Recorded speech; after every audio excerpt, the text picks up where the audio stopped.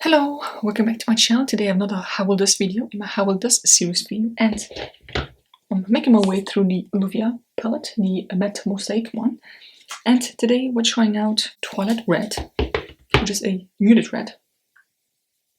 It looks like this, and sepia. Now sepia might have problems showing up on my skin tone, but maybe it works well on the eyes and it's a nice base layer for something, or just a good nude shadow to put something else on, you know, like this all over the lid, and then maybe something, maybe even this one, or maybe something darker on top, or maybe a shimmer shadow on top. We'll see. I've never used them. I don't know how they're going to perform, and I'm very curious to see how they perform. So let's get started. Twilight Red, all of the eye.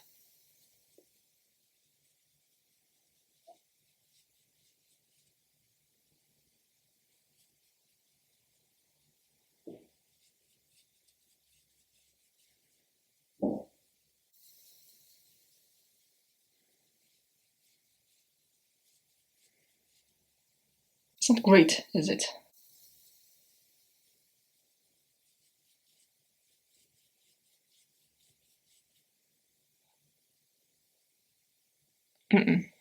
What if I tap it on? Does it look better like that?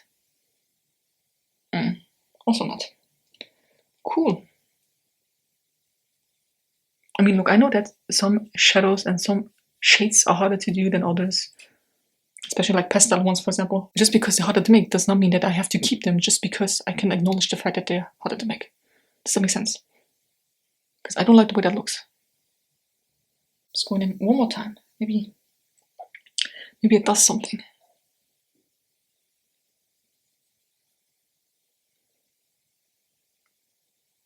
It's very patchy, isn't it? I don't like it. I think what I'm going to do is I'm going to get rid of this,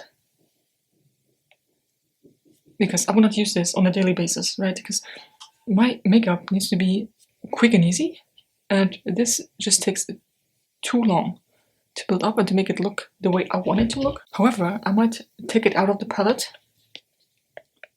I mean, can you see the tip already? It's the first time using this.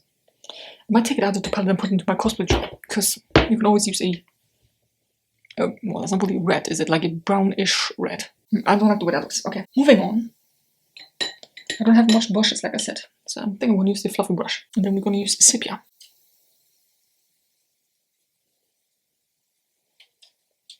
I mean, this might be, like I said, a nice base for other shadows, but it looks like my skin tone.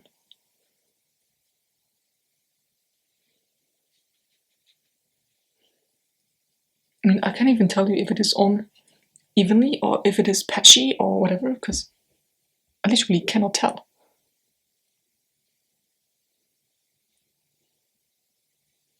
I mean, I guess it's on.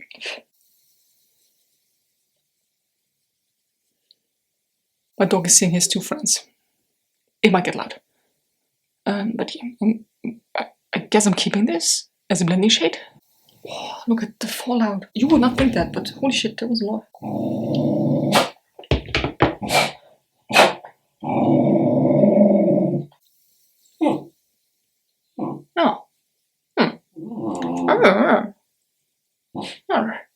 It feels like I mean, you can see that there's a bit of color on the eye, but it's not that much. So I feel like this will be a good, like, first crease shade, if that makes sense, you know, to build it up. So I will keep this one, and if it comes to it, I think if I go in with a rather light hand, I might even be able to use it as a blending shade.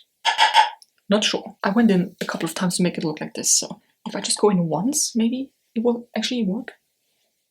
Not sure. But I will keep that, and I will get rid of this, put this into the cosplay jar. Again, it is kind of my skin tone, so I can't even tell you if it is patchy or not. No idea. It might be. I mean, this will also be perfect for a very quick and easy look, you know, when you're running late already and you just slap this on, mascara, and you're good to go. If you're up for that. One shadow out of my collection and the other one will stay. I don't know what I would do that, because I still have the actual blending shade here, and now I have this one as well that could potentially be used as blending shade. Let me just try it.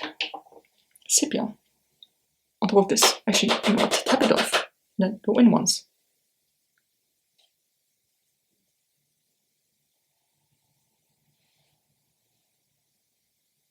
might actually work.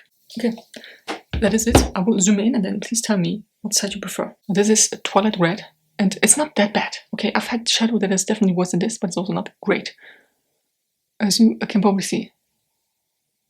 And you also saw that I put sepia on just as a blending shade, and you can barely tell it's there. So I think I have a second blending shade in this palette. Yeah, it's not bad, but it's also not that great. So, but given the fact that I don't have a red shadow or a reddish shadow anywhere, I put it into my cosplay drawer, and then maybe if I do a inspired look, it will come in handy. And then this is sepia. Again, like I said, it's kind of my skin tone, so I don't know how well it actually is covering anything. I mean, you can see my veins through, so it's not that opaque. But you can also see that there is some color down. Yeah. Maybe for me, you know, for my skin tone, this is not the right shade or like the best shade to be in the palette. But maybe I can use it, like I said, as a first crease shade and then build the crease from there. Alright, so one shadow out into the cosmic drawer, and then one shadow will stay. And then next month, oh, I'm actually excited for this. This is Fuchsia Rose.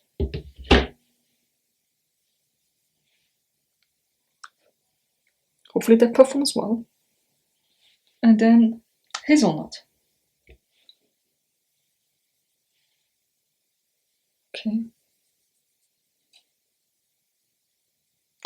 I hope they perform well. I'm also happy when I can get rid of shadows because they're just absolutely atrocious. If you haven't seen my Joker palette, you know, I'm happy to get rid of them. If they're absolutely bad, get out. But my goal is not to get rid of as many shadows as I can. My goal is actually to find shadows that I like, that work well, that perform nicely, and that also work well with other shadows.